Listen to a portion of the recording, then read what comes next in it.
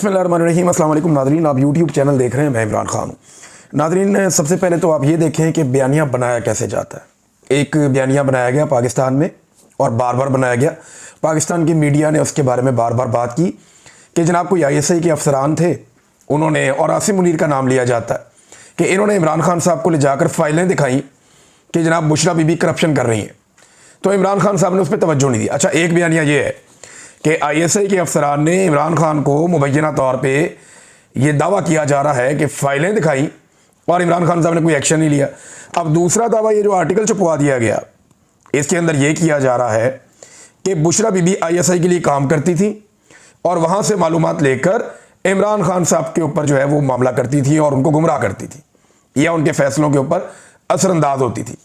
अच्छा, एक तरफ कह रहे हैं कि जनाब एजेंसियों ने बुशरा बीबी की करप्शन पकड़ के इमरान खान को दी, दूसरी तरफ कह रहे हैं कि नहीं जी नहीं, बुशरा बीबी एजेंसियों के लिए काम करती थी और वो इमरान खान को इंफॉर्मेशन देती थी। अंदाज़ा करें आप, इनको बयानिया भी नहीं बनाना आता। भाई अगर एक बयानिया बनाना है, दूसरे का बेड़ा गर्क हो जाता है, दूसरा बनाना है, पहले का बेड़ा गर्क हो जाता है। तो सोच समझ के काम करना चाहिए। जब बहुत बुरे हालात हो जाते हैं ना, बेड़ा ही गर्क हो जाता है, तो तब फिर बयानिए भी इसी तरह के बनते हैं, 2 नंबर किस्म के, फ्रॉड किस्म के बयानिए। अब ये एक आसिम मुनीर साहब ने एक स्टेटमेंट दिया था माजी में। ये उनका स्टेटमेंट है, जनवरी 2024 का उनका स्टेटमेंट है। 25 जनवरी को उन्होंने स्टेटमेंट दिया 2024 को, इलेक्शन से पहले। उन्होंने कहा था $5 लाख देकर द इकोनॉमिस्ट या गार्डियन, इन दोनों समेत किसी भी बैनुल अक़वामी जरीदे में कॉलम छपवाया जा सकता है।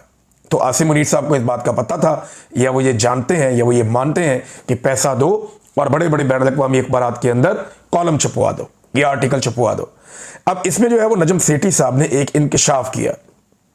नजम सेठी साहब कहते हैं कि ये जो इकोनॉमिस्ट के अंदर नहीं लिखा गया आर्टिकल, इकोनॉमिस्ट बहुत बड़ा एक जरीदा है, वो ये कहते हैं उसका एक डिजिटल प्लेटफॉर्म है, और वाकई है भी यही है कि 1843 ये जो डिजिटल प्लेटफॉर्म है 1843, इसमें ये छाप दिया गया है।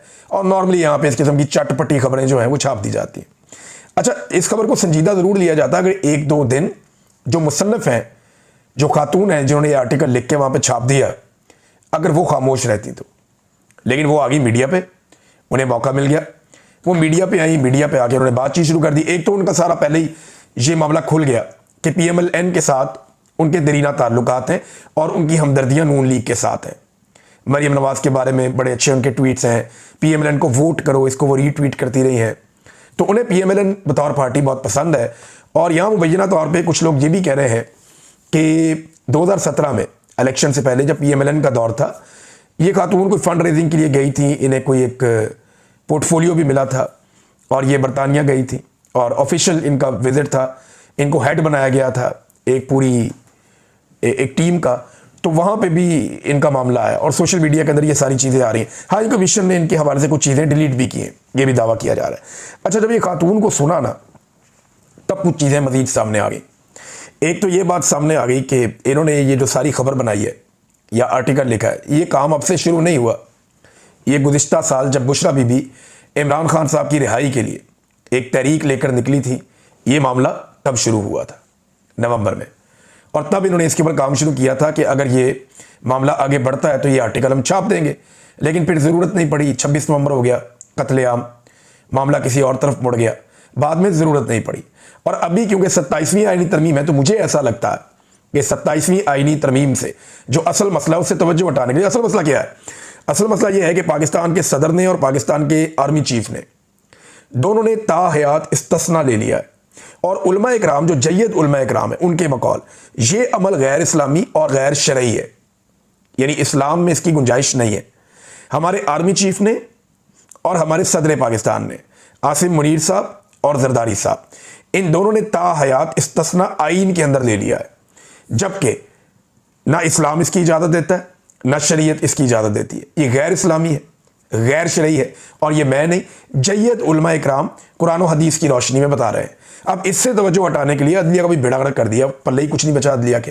तो इन चीज़ों से तवज्जो हटाने के लिए मुझे लगता है कि ये मामला मोड़ के इस तरफ लाया गया और ये आर्टिकल बेटैमा ही छाप दिया गया और पाकिस्तान के मीडिया को सबको मजबूर कर दिया गया कि जनाब ये आर्टिकल छप गया है 1843 में, ये जो डिजिटल प्लेटफॉर्म है इकोनॉमिस्ट का, वहाँ पे तो आप उठा के सब इसके ऊपर भरपूर किस्म की कवरेज करें तो खोदा पहाड़ निकला चूहा। जब ये खातून का इंटरव्यू किया गया, चंद चीज़ें पता चली कि पिछले साल बनाया था, अब छाप दिया गया। फिर पता चला कि जनाब इसके अंदर जो फैक्ट्स हैं वो उन्होंने सोशल मीडिया से और दूसरे मीडिया से, इधर उधर से, जो पाकिस्तान में चेमगोइयाँ होती हैं वहाँ से उठाए। जब उनसे पूछा गया सबूत लेकर आओ, सबूत उनके पास था कोई नहीं। अब नईम हैदर पंजूता साहब एक उभरते हुए सियासतदान है, नौजवान है, वो बैठे हुए थे एक शो में। उन्होंने जितने सवाल किए बीबी के पास एक भी जवाब नहीं था। मैं देख रहा था कि एक बेबसी थी, वो साबित नहीं कर पा रही थी कि जो उन्होंने लिखा उसको वो उसको प्रूफ नहीं कर पा रही थी। तो अब पाकिस्तान तहरीक इंसाफ के पास मुझे लगता है कि ऐसा एक मौका है, या इमरान खान साहब की फैमिली के पास, कि वो इस मामले को लेकर बरतानिया की अदालत में केस कर सकते हैं। क्योंकि स्टोरी जो है वो इसी तरह के छापी गई है कि वहाँ से ये बात, वहाँ से ये बात, वहाँ से ये बात। अपने तौर पे कोई ऐसी तहकीक वो नज़र नहीं आ रही, या कुछ सबूतों की बात की गई हो कि हमारे पास सबूत है, इसके कुछ दिखाई नहीं दे रहा भी उसने ये कह दिया, उसने ये कह दिया, वहाँ से ये पढ़ दिया, यहाँ से ये पढ़ दिया। ये इस किस्म की स्टोरी है।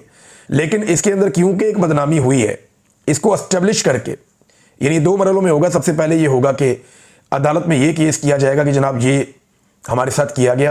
पहले इसके ऊपर आप देखें कि ये डेफेमेशन है, तो जब अदालत कहेगी जी बिल्कुल डेफेमेशन है, तो फिर उसको कहा जाएगा कि अब आपने ये इल्ज़ाम लगाए, ये साबित करें। तो ये इल्ज़ाम कैसे कोई साबित करेगा, होते उनके पास तो वो अदालत में बता देती। लेकिन अदालत में भी वो कुछ बताने में कामयाब नहीं हुई, बल्कि नाकाम हुई। तो नाज़रीन, एक और चीज़ यहाँ पे सामने आती है। आसिम मुनीर साहब को जब डीजी आईएसआई के ओहदे से हटाया गया, तो ये बात इमरान खान साहब ने भी बताई थी और जुल्फी बुखारी ने भी बरतानिया में ये बात कंफर्म की थी। उन्होंने ये कहा था कि जब आसिम मुनीर साहब को डीजी आईएसआई के ओहदे से इमरान खान साहब के दौरे हुकूमत में हटाया गया, तो उन्होंने बुशरा बीबी से बात करने की दरख्वास्त की थी कि मेरा बुशरा बीबी से रब्ता करवाया जाए। अब रब्ता इसीलिए ना कोई बातचीत हो जाए, मेरी को रास्ता मेरा बच जाए, ओहदे से हटाया जा रहा है वो ना हटाया जाए। लेकिन बुशरा बीबी ने मुलाकात नहीं की, या मुस्तरद कर दिया मुलाकात की जो एक उनकी दरख्वास्त थी उसको। अब उसके बाद आप देखें कि बुशरा बीबी के खिलाफ इस निज़ाम में पूरी एक नफरत है। ये जो आर्टिकल नाज़रीन अभी आपने पढ़ा, इससे मिलती जुलती चीज़ें जब मैं आईएसआई की कैद में था तो उन्होंने मुझे भी दी थी, बल्कि उसके अंदर पॉइंट्स उन्होंने मुझे लिखवा के, बल्कि खुद लिख लिख के दिए थे। उन्होंने कहा था जी इसके ऊपर आपने पूरी एक वीडियो बनानी है इन पॉइंट्स के ऊपर। मैंने कहा जी मैं जानता ही नहीं इन बातों को। तो इस तरह की बहुत सारी चीज़ें आईएसआई के लोग मजबूर करते थे कि आप लोग ये बोलें, ये स्टेटमेंट आप दें। मैंने वो स्टेटमेंट नहीं दिया, लेकिन वो इससे मिलता जुलता ही था कि जनाब वो जादू करती हैं, तो वो टूना करती हैं, तो उनको जो है उनका एक तरीकाकार है वो, और बहुत गंदी बातें इसके अलावा भी थी जो इस आर्टिकल में भी नहीं है, बहुत सारी गंदी बातें। तो वो उस वक्त मुझे मजबूर कर रहे थे कि ये बात कहो। तो उससे मुझे अंदाज़ा हुआ कि ये आईएसआई के लोग जो हैं, या इनको कहा गया है या ये खुद से कर रहे हैं, ये बुशरा बीबी पर बहुत गुस्से में है और ये एजेंसी उनके बहुत खिलाफ है। उस वक्त मुझे इस बात का आइडिया हुआ था। चंद चीज़ों का जिनका मुझे आइडिया हुआ, एक ये हुआ कि बुशरा बीबी के ये लोग बहुत खिलाफ हैं। एक मुझे पता चला कि अरशद शरीफ के केस में बहुत डरे हुए हैं। दूसरा, ये जनरल फैज़ हमीद और इमरान खान साहब, इन दोनों के बड़े खिलाफ हैं, और जनरल फैज़ हमीद पे कोई बहुत गुस्सा है ये मौजूदा एस्टेब्लिशमेंट को। तो भाई वो आपस की लड़ाई है, लड़ो आपस में जितना मर्जी। जनरल फैज़ हमीद भी कोई आसमान से उतरा हुआ तो नहीं था, वो भी सियासी मुदाखलत करता था, वो भी गंद मारता था।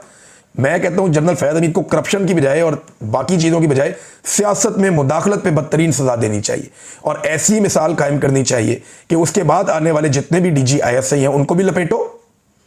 यानी नदीम अंजुम साहब ने भी सियासत में बदतरीन मुदाखलत की है, इनको भी पकड़ो और ये बाकियों को भी पकड़ो। लेकिन अगर जनरल फैज़ हमीद तक ये मामला रुकना है तो ये नहीं होना चाहिए, ये फिर मामला आगे बढ़ना चाहिए, पीछे भी जाना चाहिए। सबको पकड़ो, इनकी कब्रों के ट्रायल करो। ये जो जर्नैल पाकिस्तान को मार्शल लॉ लगा लगा के बेड़ा गर्क करके गए ना, जिन्होंने पाकिस्तानियों को जंगों के अंदर झोंक दिया, गैरों की जंगों में, और आग लगाई पूरे पाकिस्तान में, इन सबसे आज भी जवाब मांगा जाना चाहिए। तो बहरहाल बुशरा बीबी पे गुस्सा तो बहुत था, ये तो मैंने फील भी किया था, और अब एक आर्टिकल भी आ गया आपके सामने। लेकिन इससे फ़र्क क्या पड़ा? इमरान खान साहब की इज्जत को कोई फ़र्क पड़ा? तो बज़ाहिर ऐसा कुछ नहीं हुआ। ये आज 3.5 साल हो गए रजीम चेंज ऑपरेशन को, 3.5 साल से भी ज़्यादा हो गए। अगर मामला बार बार घूम के इमरान खान साहब की खानगी ज़िंदगी पे ही आता है, तो जाओ भाई जाके अडयाला जेल में माफ़ी मांग लो इमरान खान से, और क्या करना है।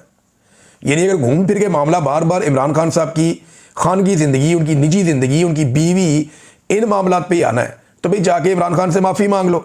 आपको इस लेवल की घटिया लड़ाई लड़ना ज़ेब ही नहीं देता, ये होना ही नहीं चाहिए, इसकी कोई गुंजाइश ही नहीं होनी चाहिए।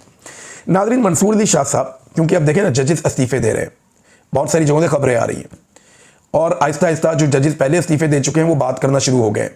वकला के अंदर एक बेचैनी पैदा हो रही है। पाकिस्तान तहरीक इंसाफ दूसरी जानिब खैबर पख्तूनख्वा में एक पूरा माहौल बना रही है एहतजाज का। आहिस्ता आहिस्ता वो मोमेंटम गेन कर रहे हैं, आहिस्ता आहिस्ता मोमेंटम गेन कर रहे हैं। अब ये वो मोमेंटम जो पिछले साल था वो बहुत ऊपर चला गया था, लेकिन अब सुहेल अफरीदी कोशिश कर रहे हैं, कभी वो यूथ के पास जाते हैं, अभी वो मलाकंड साइड पे गए हैं, वहाँ जाके उन्होंने एक जलसा किया है, वहाँ उनके साथ सुहेल अफरीदी के साथ मौजूद थे जुनैद अकबर भी, बाकी लोग भी। तो ये आहिस्ता आहिस्ता नौजवानों को मुतहर्रिक कर रहे हैं मुख्तलिफ इलाकों में, मुख्तलिफ अजला में, और जलसों में लोगों की तादाद आहिस्ता आहिस्ता बढ़ रही है। हालांकि जब आखिरी जलसा अली अमीन गंडापुर के दौर में हुआ था तो पंजाब से भी बेशुमार लोग आए थे, इमरान खान साहब की कॉल थी, लेकिन लोगों की अली अमीन गंडापुर में वो दिलचस्पी नहीं थी। उस दिन मुझे आइडिया हो गया था कि इनका रहना बहुत मुश्किल है। तो अब नया वज़ीर आला है, आहिस्ता आहिस्ता मोमेंटम बन रहा है एक तरफ, दूसरी तरफ वकला भी मुतहर्रिक हो रहे हैं। उन्हें लगता है कि अदलिया में कोई बेहतरी की जो उम्मीद बाकी थी वो ख़त्म हो गई है, और अब वो अदलिया मौजूद नहीं है जो पूरी दुनिया में है। पाकिस्तान में अदलिया को कंप्रोमाइज़ कर दिया गया है और हुकूमत का एक झेली इदारा बना दिया गया है। यहाँ पे जस्टिस मंसूर अली शाह साहब अपना पहला खिताब कराची में करेंगे वकला से, और वहाँ पे जो वकला तंजीमें उन्होंने फैसला किया कि उनका बेहतरीन इस्तकबाल किया जाएगा। अब सवाल ये पैदा होता है कि क्या वकला मौजूदा फस्तायत के खिलाफ भरपूर तरीके से खड़े हो पाएंगे। मैं एक चीज़ आपको बताता हूँ कि जब परवेज़ मुशर्रफ का दौर था और वकला एक तहरीक चली थी, वो अब तक की सबसे तगड़ी और बड़ी वकला तहरीक थी, तो उसमें आप चंद चीज़ें याद रखिएगा कि बड़े बड़े वकला के नाम थे। दूसरा, उसके पीछे फंडिंग बड़ी इन्वॉल्व थी, यानी पीपल्स पार्टी, PMLN, फिर इनकी बड़ी बड़ी फंडिंग होती है, तो उसके पीछे पैसा, फंडिंग बहुत बड़े पैमाने पर इन्वॉल्व थी। दूसरा, एस्टेब्लिशमेंट का एक पूरा हिस्सा वो सपोर्ट भी कर रहा था वकला तहरीक को। इन चीज़ों की मौजूदगी में वकला ने बड़ी शानदार तहरीक चलाई थी। मैं ये नहीं कह रहा कि सारे कंप्रोमाइज़ थे, लेकिन मैं ये कह रहा हूँ कि कहीं ना कहीं एस्टेब्लिशमेंट में नरमी थी एक हिस्से में कि ठीक है ये अपना काम करें, थोड़ी गुंजाइश मौजूद थी। दूसरा, पैसा बड़े पैमाने पे इस्तेमाल किया गया था और काला कोट छा गया था उसके बाद। अब जो है वो क्या ये सारा कुछ हो पाएगा? क्या वकला खुद से एक तहरीक अपनी अदलिया की आज़ादी के लिए खड़ी कर पाएंगे? क्योंकि अब जजेस इस्तीफे देकर आ रहे हैं और ये बड़ी हौलनाक सूरत हाल है। अगर इसमें और जजेस शामिल हो जाते हैं तो ये एक ताकतवर वकला तहरीक बन सकती है। लेकिन मैं फिर ये कहूँगा कि एस्टेब्लिशमेंट और वकला के बीच में जब पेचा पड़ेगा तो तब पता चलेगा कि कौन कितने पानी में है।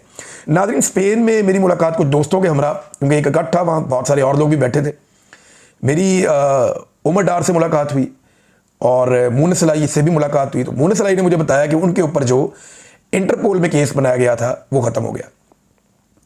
तो मैंने उनसे पूछा जी आपके ऊपर केस क्या बनाया था? तो जी केस बनाया हुआ था और पॉलिटिकली मुझे यहाँ पे कोशिश कर रहे थे, बहुत सारे इल्ज़ाम थे कि इंटरपोल के ज़रिए मुझे पकड़ें। लेकिन जो इसकी तफसीलात हैं वो ये हैं कि इंटरपोल में पाकिस्तानी गवर्नमेंट साबित ही कुछ नहीं कर पाई।